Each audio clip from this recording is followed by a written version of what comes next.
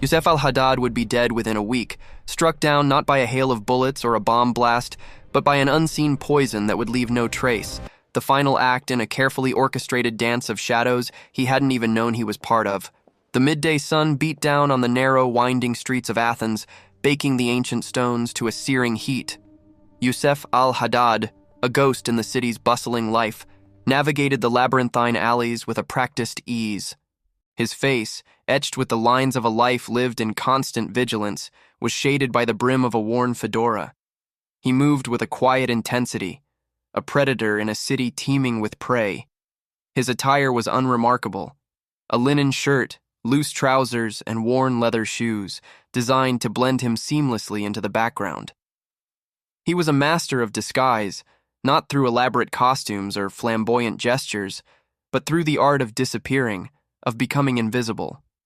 For decades, Yusef had been a whisper in the global intelligence community, a name spoken in hushed tones, a specter haunting the corridors of power. He was a strategist, a master planner, a whisperer of chaos. He was a senior operative for Black September, the militant group synonymous with the Munich massacre, and even though that chapter of his life was long past, his skill set remained highly valued and sought after. His network stretched across continents, a web of contacts and covert operations woven into the fabric of the global underworld. He specialized in one thing: facilitating. Weapons, money, personnel. He moved them all with a ruthless efficiency that bordered on artistry. His existence was a testament to his discipline. He was a man of routines, of careful calculations. His days were structured, his movements predictable. Solitude was his sanctuary, a fortress against the prying eyes of those who sought to harm him. He maintained a Spartan existence, avoiding social gatherings, limiting his interactions, and constantly monitoring his surroundings for any hint of danger. He lived by one cardinal rule: never allow yourself to become a target. Never let your guard down. Never draw attention to yourself. His current residence, a small, unassuming apartment in a nondescript neighborhood, was more a base of operations than a home. It was equipped with the latest in surveillance technology, a silent command center from which he could monitor the world around him, anticipate threats, and orchestrate his next move. Inside, the air was cool and still, a stark contrast to the oppressive heat outside. The only sounds were the quiet hum of electronics and the faint ticking of a clock, a constant reminder of the relentless march of time. He was reviewing a complex deal, a transfer of funds and personnel across borders, when a crisp, white envelope arrived, delivered by hand. He eyed it with suspicion, his fingers tracing the embossed script of a wedding invitation. It was a rare breach of his self-imposed isolation, a gentle yet insistent tug on the threads of his carefully constructed reality. It was an invitation to a world he had long abandoned, a world where he would soon be exposed. And it would be this simple act of acceptance, this small deviation from his routine, that would set the wheels of his demise in motion. Yusef al-Haddad would be dead within days, not by a bullet or a bomb, but by the insidious whisper of a poison that left no trace, its delivery facilitated by the very thing he'd spent his life avoiding: a social gathering.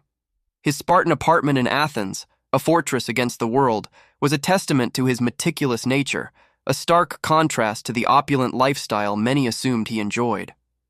Walls of reinforced concrete, windows overlooking a desolate courtyard, and a security system that could rival a military installation were his shield.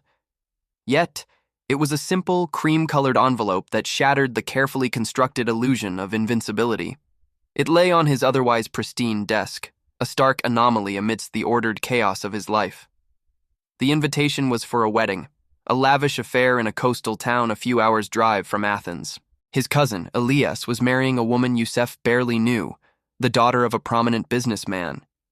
He hadn't seen Elias in years, and the thought of attending such a public event, a throng of chattering relatives and unfamiliar faces, was abhorrent. He usually refused such invitations without hesitation. Social gatherings, he believed, were a breeding ground for vulnerability, a chance for his enemies to gauge his habits, his associates, and his weaknesses. Yet this time, something felt different, a subtle shift in the tectonic plates of his carefully constructed reality. He held the invitation in his calloused hands, the paper crisp and expensive.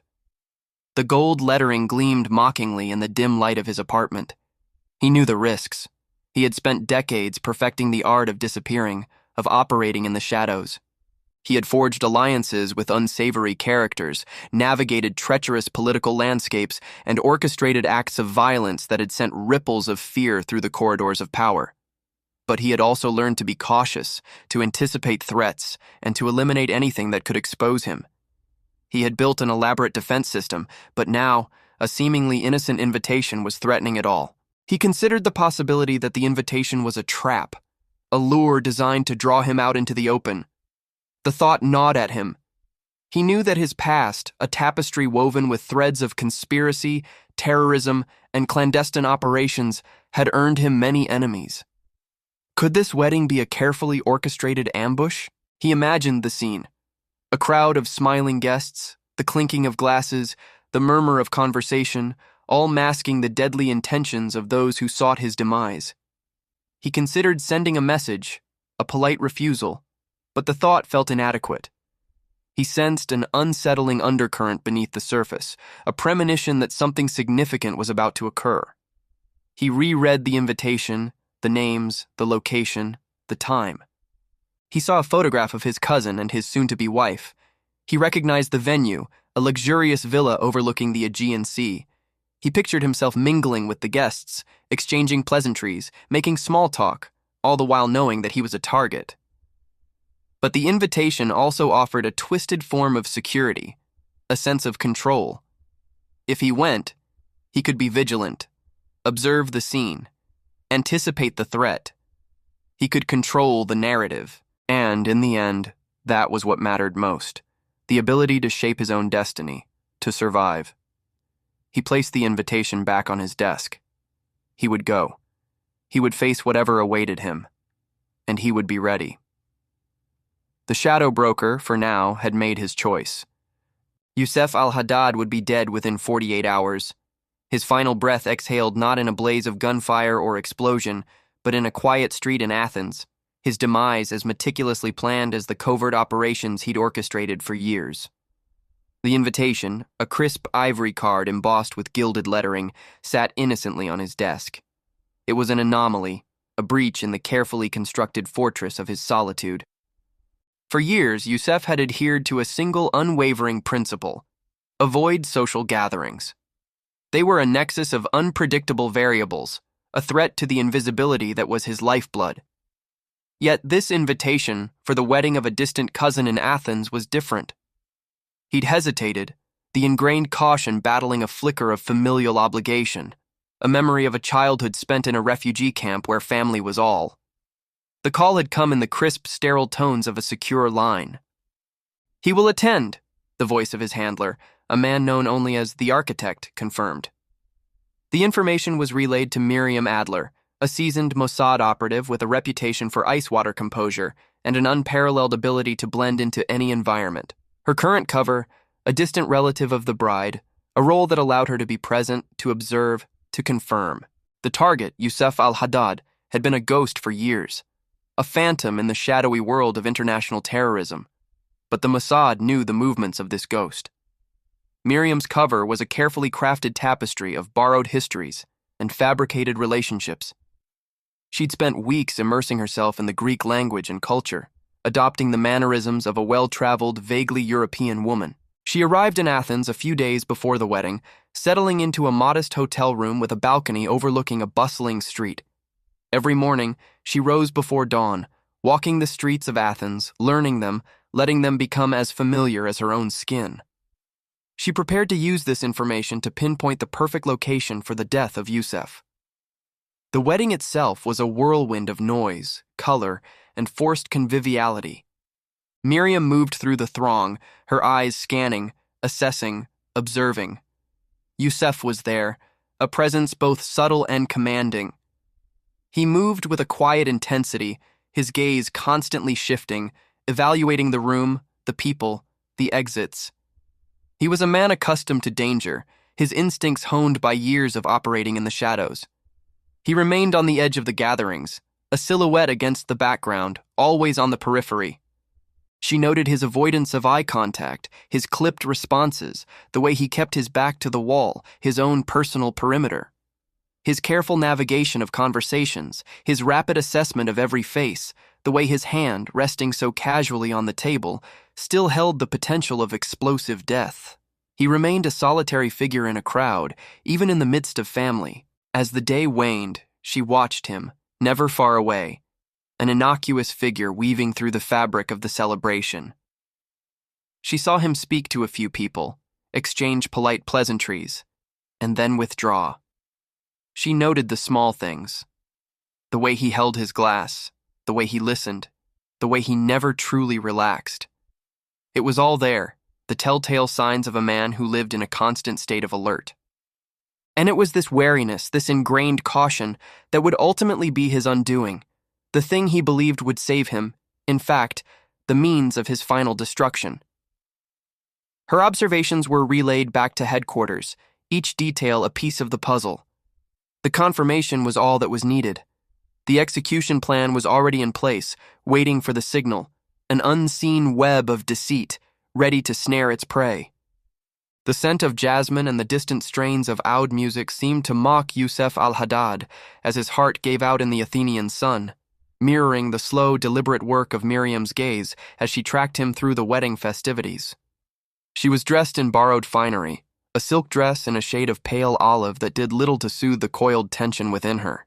The rented apartment, a temporary perch overlooking the garden where the ceremony unfolded, offered a vantage point that was as unsettling as it was essential. She had been assigned the guise of a distant relative, a role that demanded a carefully constructed indifference, a practiced detachment that belied the focused intensity of her observation. The midday sun beat down, turning the garden into a riot of color and movement. Tables overflowed with food, laughter mingled with the clinking of glasses, and families embraced with a warmth that felt alien to Miriam. Her eyes, however, were locked on their target. Yusuf, in a dark suit, stood near the edge of a crowd, a solitary figure amidst the celebration. He moved with a subtle wariness, his gaze constantly scanning the faces around him, his posture betraying a deep-seated caution. He was a creature of shadows, accustomed to the furtive glances and hushed whispers of clandestine meetings, not the boisterous camaraderie of a wedding. Miriam watched him, cataloging every detail. The way he held his glass of wine, not with casual enjoyment, but with a careful grip, as if testing its weight. The fleeting glances he cast towards the entrances, assessing every new arrival with a practiced, almost predatory alertness. She noted the small, almost imperceptible tics, the tightening of his jaw, the subtle shifts of his weight, the unconscious gestures that revealed the tension simmering beneath his composed exterior. She'd spent weeks studying his known patterns, poring over photographs and intelligence reports. She knew the cadence of his movements, the precise angles of his gaze. Now, in the flesh, she saw how meticulously he constructed his defenses, how the years of operating in the shadows had etched themselves onto his very being. His careful isolation became a symphony of self-preservation, and she was the conductor, directing the movements, noting every tempo change. As the afternoon wore on, Miriam felt a growing sense of the surreal, of existing in a dreamscape that could shatter at any moment. She had trained for this, rehearsed the role of observer, but the reality of watching a man's life unfold, knowing the role she played in its impending end, was a weight that pressed down on her with suffocating force. She had to stay detached, a ghost in the vibrant tapestry of the wedding. She had to remain invisible, her presence a secret she held within the confines of her own mind. She took a slow sip of the cool water, focusing on the simple act to steady her nerves. A waiter, a young man who was likely a relative of the bride, came by offering more drinks. She politely declined. Each interaction was a test, a reminder of the chasm between her and the world, between her carefully crafted disguise and the deadly mission that bound her. The sun began to dip toward the horizon, casting long shadows across the garden. The music swelled, the laughter intensified. And Yusuf al-Haddad, the man who had lived in the shadows for so long, remained oblivious, a shadow himself caught in the fading light. His fate, Miriam knew, was now inexorably intertwined with her own. The champagne was flat, a disappointing prelude to the end that was already beginning, as Miriam Adler, draped in borrowed finery, watched Yusef al-Haddad pick at a plate of over-salted dolmades, each movement a study in contained tension. The wedding, a boisterous affair in the Athens suburbs, buzzed with the usual chaos, the tinny screech of bouzouki music, the perfume of too much cologne, the insistent chatter of relatives both near and distant. But for Miriam, it was a tapestry woven with threads of observation, each detail meticulously noted, each nuance of Yusef's behavior analyzed for the cracks that might expose his vulnerability. He was a ghost in the vibrant swirl of the celebration, a man who seemed to actively shrink from the attention. He stood apart, a solitary figure near a crumbling stone wall, nursing a glass of watered-down ouzo, the amber liquid swirling like the secrets he kept. His eyes, dark and deep-set, scanned the crowd constantly, missing nothing. He didn't dance, didn't laugh, didn't engage in the easy camaraderie that flowed through the throng. He was, as she had anticipated, a creature of solitude, a man utterly at odds with the convivial atmosphere surrounding him.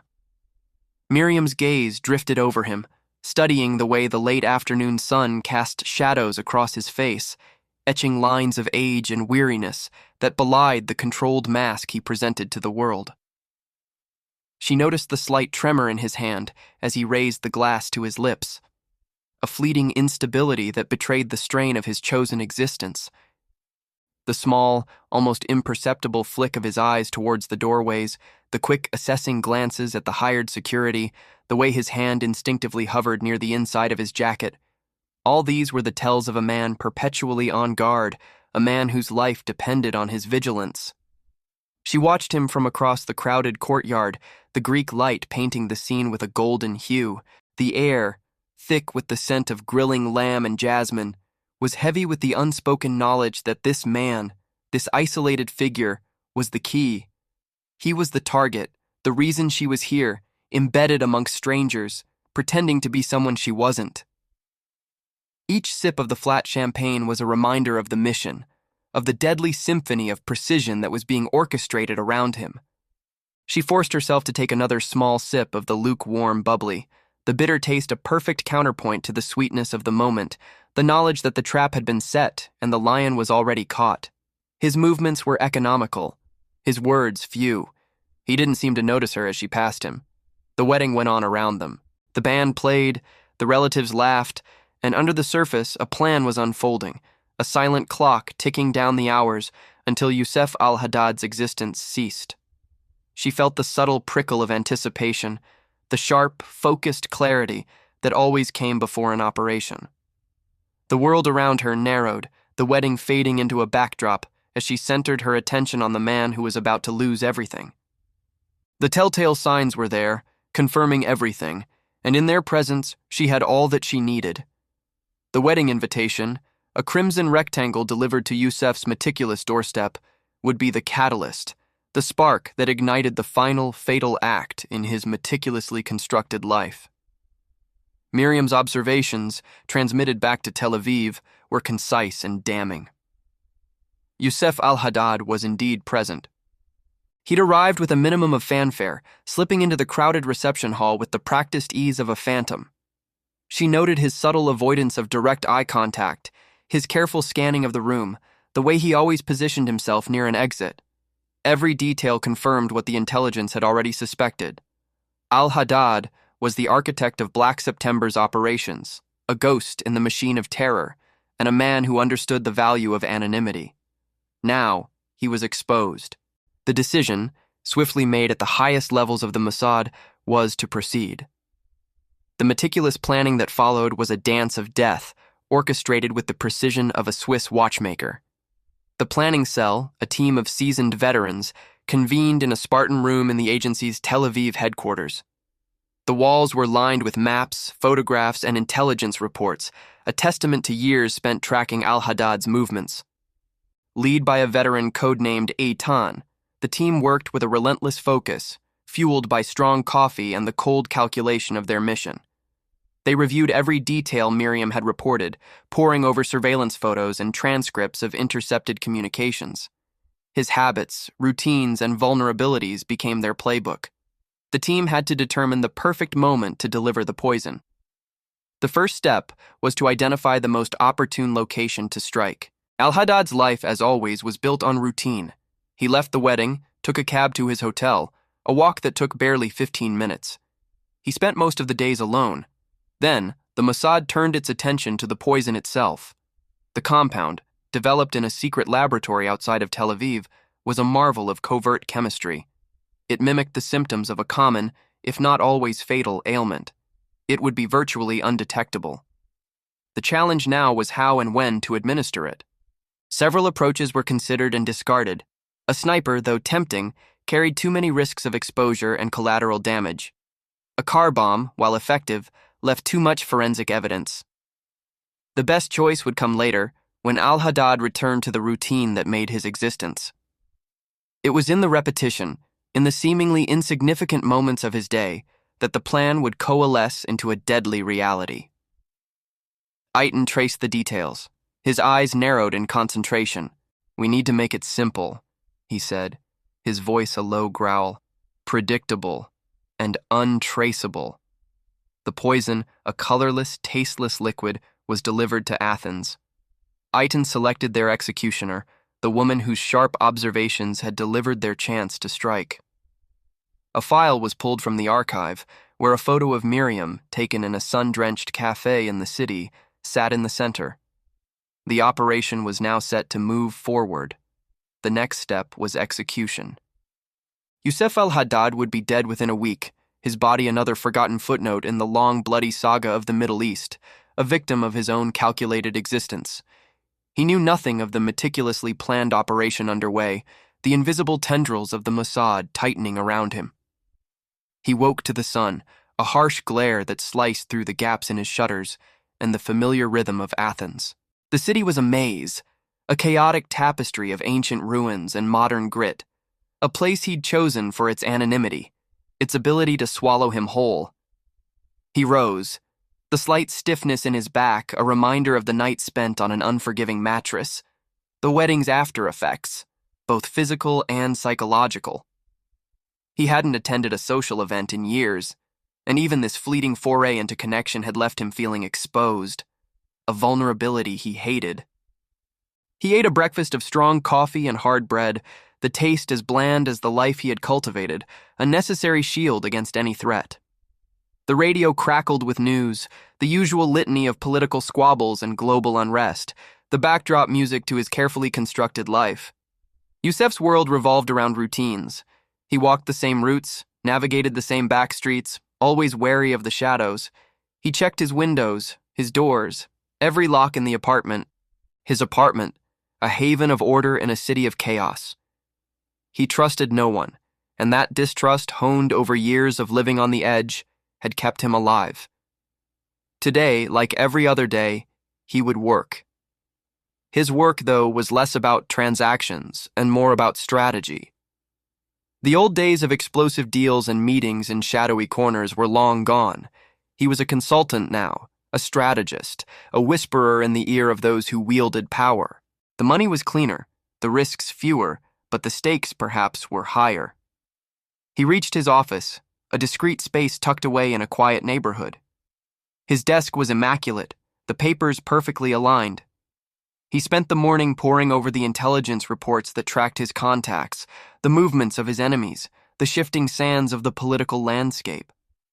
His mind, as always, was a chessboard, each move calculated, each piece strategically placed. He spoke with his associate on the phone, a terse exchange of coded phrases. He scheduled a meeting in person with a prominent official of the PLO. He made plans for the next week and beyond. He allowed himself a moment of satisfaction, a flicker of pride in his survival, in his ability to weave his way through the dangers and the complex web of his life. He was a ghost, a whisper, a shadow. He was untouchable. He was safe. Yet, the wedding. The wedding had changed something.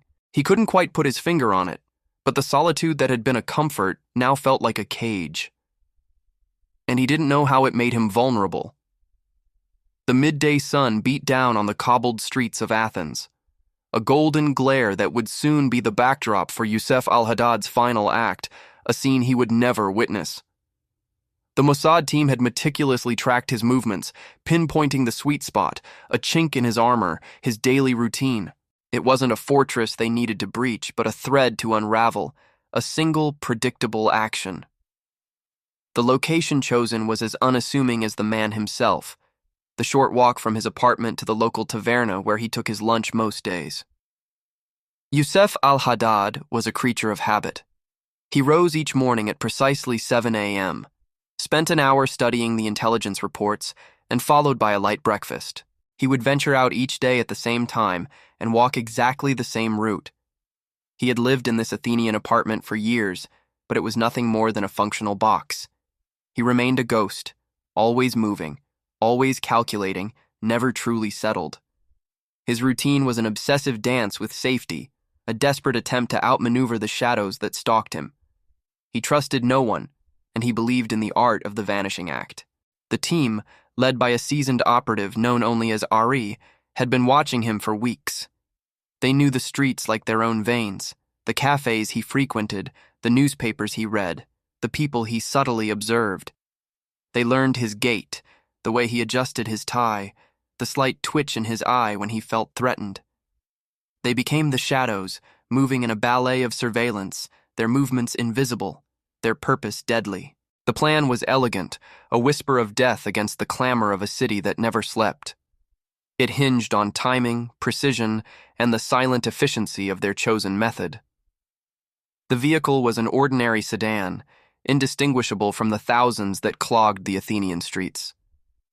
Inside, two operatives waited, their faces neutral, their minds focused. The weapon, a syringe filled with the undetectable toxin, was ready. They reviewed the plan, going through the motions one last time, making sure that everything fell into place. A silent signal, a coded word, and the driver would pull up.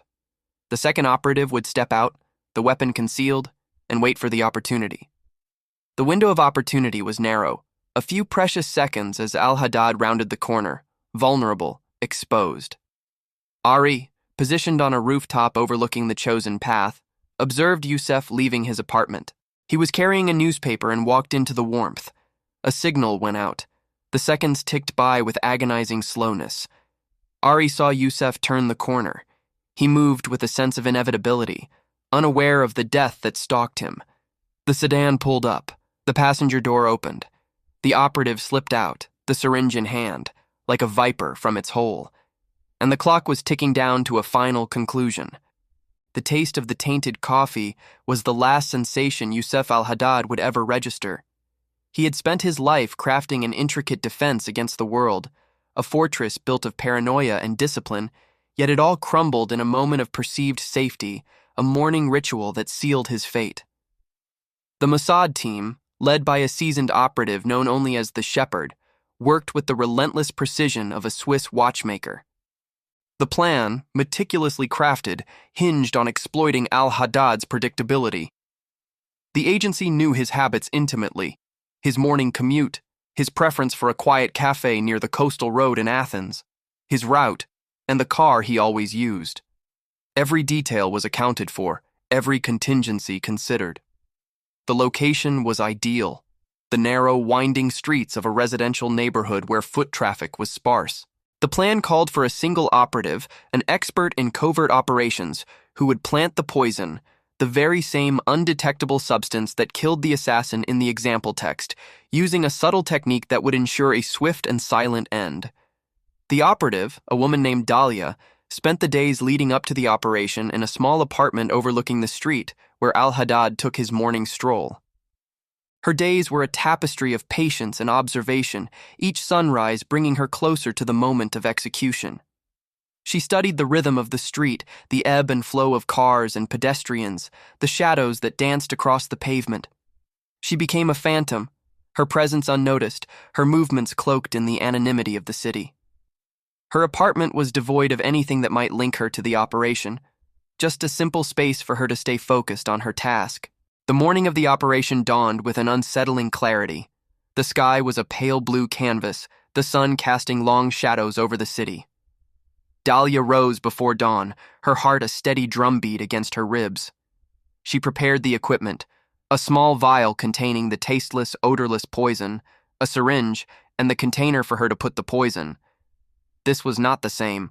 The container was irregular, a simple coffee container that Yusef always carried on his trips. Her movements were precise, efficient, born of years of training and a deep-seated commitment to her work. She slipped out of the apartment as the city began to awaken, blending into the early morning bustle with practiced ease. She took her position on a narrow street, watching the world awaken. The air was cool, the scent of the sea a distant whisper. She had to be perfect, invisible. The streets were almost empty, and the anticipation was heavy, pressing down on her. Time seemed to both slow to a crawl and accelerate with unnerving speed. The plan was for her to do the insertion of the poison in the container Yusef would carry.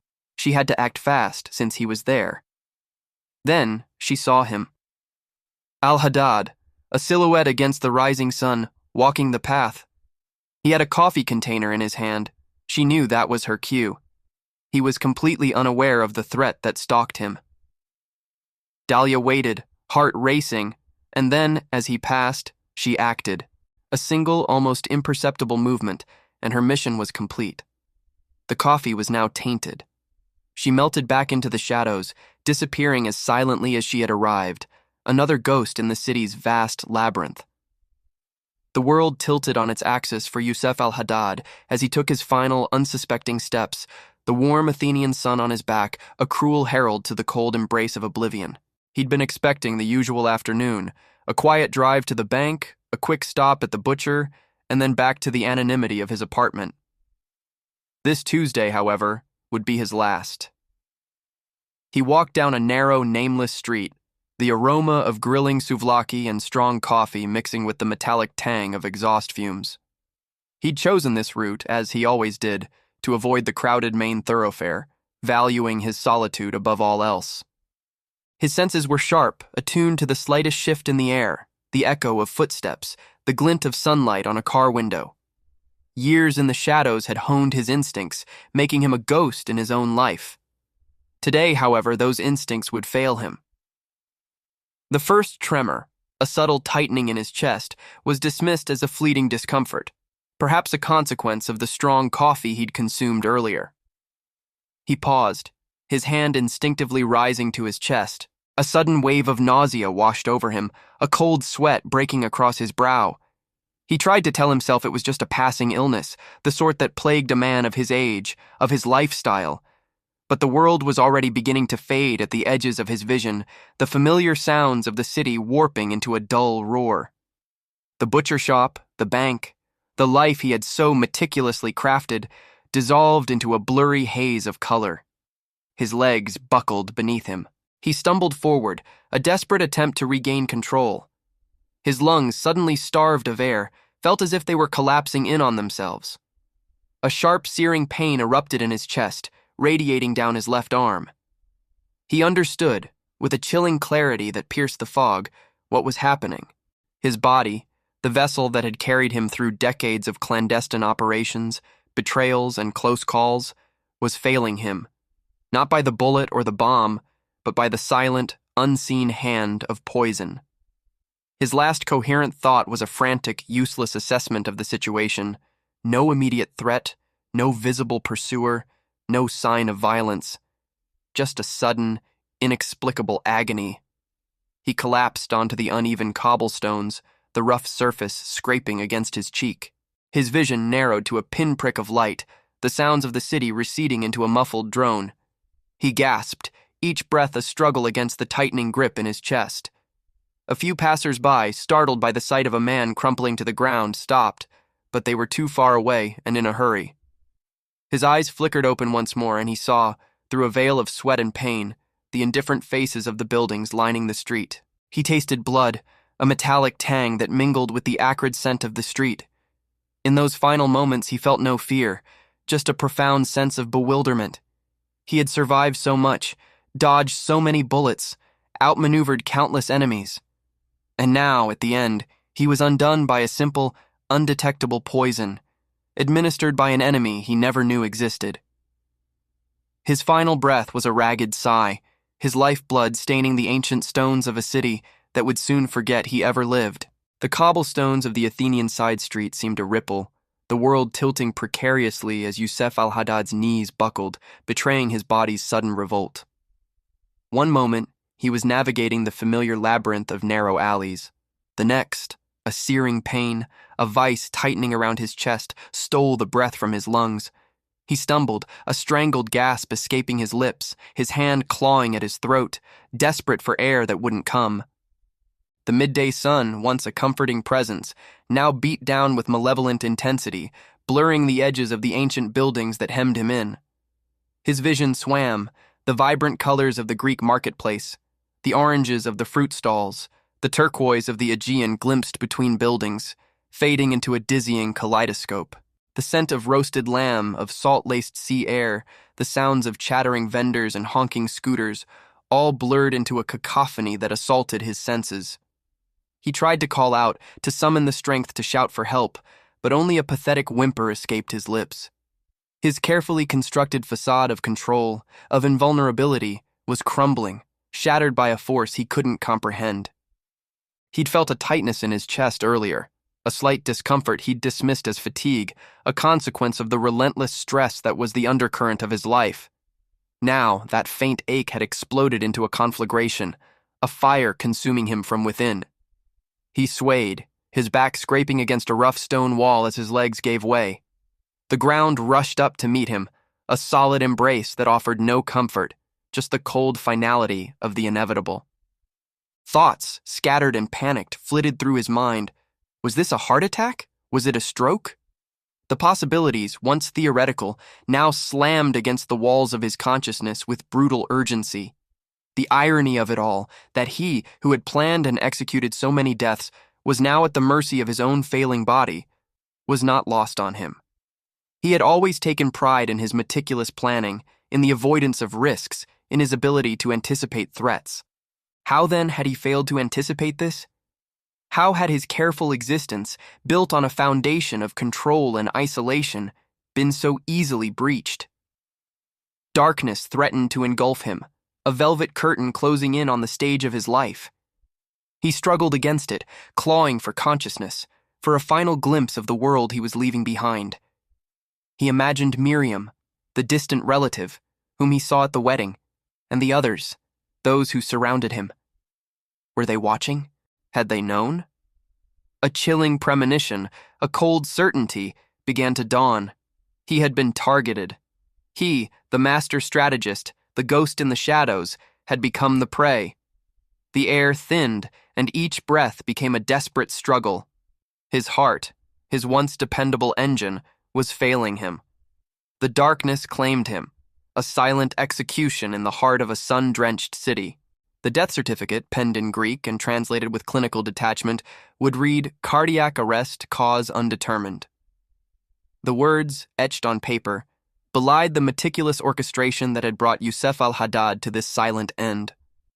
The world, of course, would know nothing of the quiet, unseen hand that had guided the invisible poison to its target. His colleagues in Black September might whisper theories, but the truth, the precise mechanism of his demise, would remain buried beneath layers of medical jargon and the mundane realities of a busy Athenian hospital. The emergency room buzzed with the usual chaos. Doctors, nurses, and the frantic whispers of the staff formed the backdrop to the still, lifeless form on the gurney. The attending physician, a weary man whose days were a parade of human suffering, ran through the standard checks, the ritual of attempting to bring back the life that had already slipped away. He ordered the tests, the scans, the procedures that ultimately meant nothing. There was no bullet wound, no visible injury. The vitals had flatlined too quickly for any intervention to matter. The mystery of the sudden collapse remained, a medical puzzle for others to solve. The initial examination showed no obvious cause.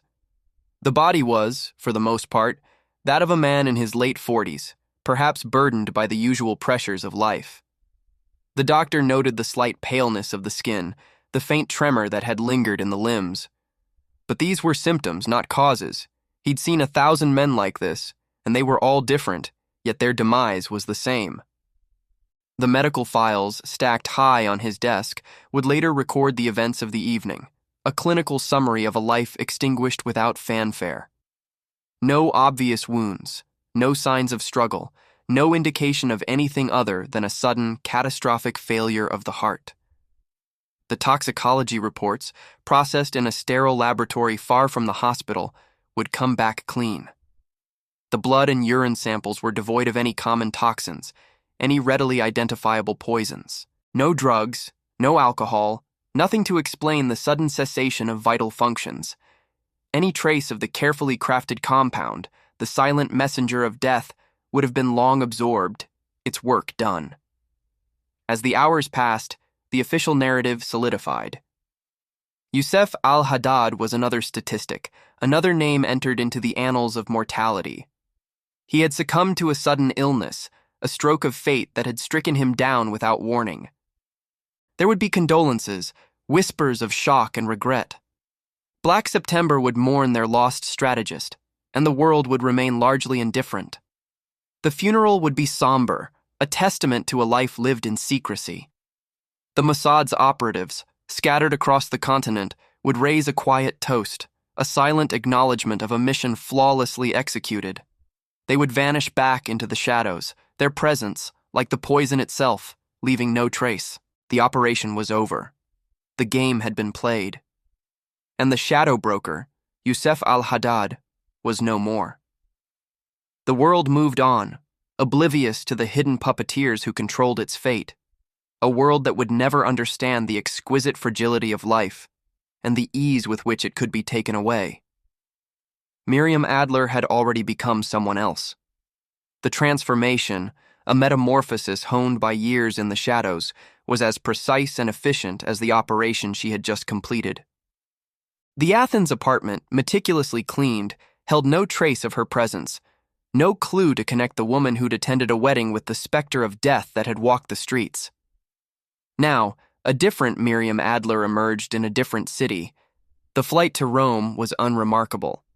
She'd chosen a seat near the window, the better to observe the shifting tapestry of the world below. As the plane climbed, she watched the sun glint off the Aegean Sea, the very water that had witnessed the rise and fall of empires, the cradle of civilizations. Now it was just a backdrop to another mission accomplished, another life erased. Her face, softened by a carefully chosen hairstyle and the removal of the subtle yet distinct features that were part of her cover, reflected a calmness that belied the adrenaline still coursing through her veins. The woman who deplaned in Rome was no longer the Miriam of the wedding, no longer the woman who had watched, observed, and delivered the final dose. This Miriam, with a passport that would never be questioned, was ready to begin again. The details of the operation, the meticulous planning, the precise execution, they played through her mind, a familiar movie reel. The wedding, the observation, the confirmation, the delivery, all steps in a carefully choreographed dance of death. She visualized the final moments, the way the poison took hold, the subtle changes in Yusef al-Haddad's body, the unknowing collapse. There was a peculiar detachment, a professional remove that allowed her to observe, to record, but not to feel. Empathy was a luxury she couldn't afford. In her world, emotions were liabilities, and sentiment a deadly weakness. She moved through the airport with a practiced ease, blending into the throng of travelers. Her eyes scanned the crowd, constantly assessing the environment, the potential threats, a habit ingrained by years of training. She'd chosen Rome, not for its beauty, though she appreciated it, but for its anonymity.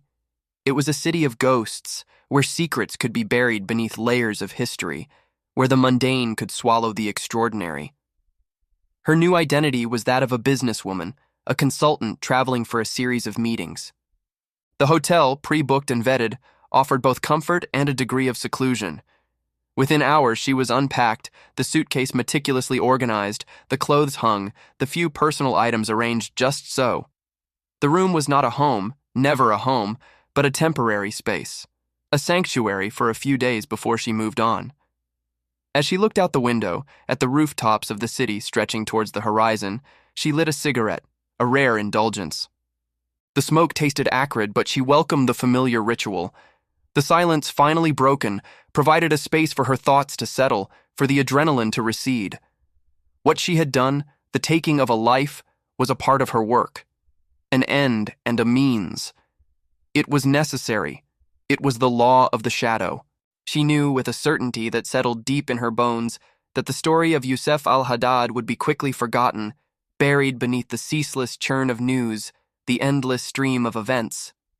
His death would be a footnote, if that, in the history books. Yet she would never forget. And she knew, with the weight of the world on her shoulders, that this was just another step, another piece of the mosaic that was her life. The chameleon, she thought, had changed its colors once more. The Mediterranean sun beat down, turning the Athenian streets into a shimmering oven. But Yusuf al-Haddad felt no warmth, only a creeping chill that settled deep within his bones as he fell. His final act, a simple stroll, a break from the rigid routine he'd meticulously crafted over decades, the very thing that made him a ghost, had become his undoing. He'd always been a creature of habit, a ghost in a world of shadows, his life a meticulously orchestrated dance of secrecy and control. Every movement, every rendezvous, every purchase, calculated to ensure survival. He'd evaded capture, outsmarted enemies, and built a network that spanned continents, all while remaining unseen. He'd survived car bombs, ambushes, and betrayals, a testament to his vigilance. He was, by all accounts, untouchable. Then came the wedding, an obligation, a whisper in the wind that dragged him from his self-imposed solitude. A foolish error in judgment, a breach in the fortress he'd built around his heart, and more importantly, his life. The poison, a silent intruder, worked its way through his system, a slow, deliberate killer. He felt a tightness in his chest, a wave of nausea, a prickle of sweat breaking out across his forehead. A hand rose to his throat, as if to rip off a collar, but it was too late. His legs buckled, his vision blurred, and the bustling city faded into a kaleidoscope of colors. The shouts of distant vendors, the rumble of traffic, the laughter of children playing in the park across the street, all became muffled, distant, irrelevant. The world began to shrink, to close in around him, the vibrant tapestry of life unraveling thread by thread. The taste of dust filled his mouth, a bitter prelude to his eternal slumber. He crumpled to the pavement, a crumpled figure in a tailored suit, another casualty of the relentless city. Within moments, a crowd gathered, faces etched with curiosity and concern. A hurried call went out for an ambulance, sirens screaming in the distance. But it was all theater. The script was written, the actors positioned, the ending predetermined. Miriam, far away, had already shed her disguise, the elegant dress and carefully coiffed hair replaced by something unremarkable, a nondescript outfit that blended perfectly with the anonymity of the Athenian masses. Her face, devoid of emotion, was a blank canvas. She melted into the crowd, leaving no trace, no connection to the dying man on the street. No one would ever know of her role in the meticulous choreography of death. The official report, when it was eventually released, would speak of a sudden heart attack, a tragic but unremarkable event. The autopsy would reveal nothing unusual, no trace of the silent killer that had stopped his heart. The labyrinth of his life, the intricate web he'd woven, would be scrutinized, but no link would be found to connect the shadows to his demise. The Mossad, a silent puppeteer, would remain untouched, their operation a ghost in the machine of the world. He was undone not by advanced technology, not by a leak or a betrayal, but by his own adherence to his solitary ways and a simple social invitation. The man who had lived in the shadows for decades, who had mastered the art of vanishing, had finally vanished completely.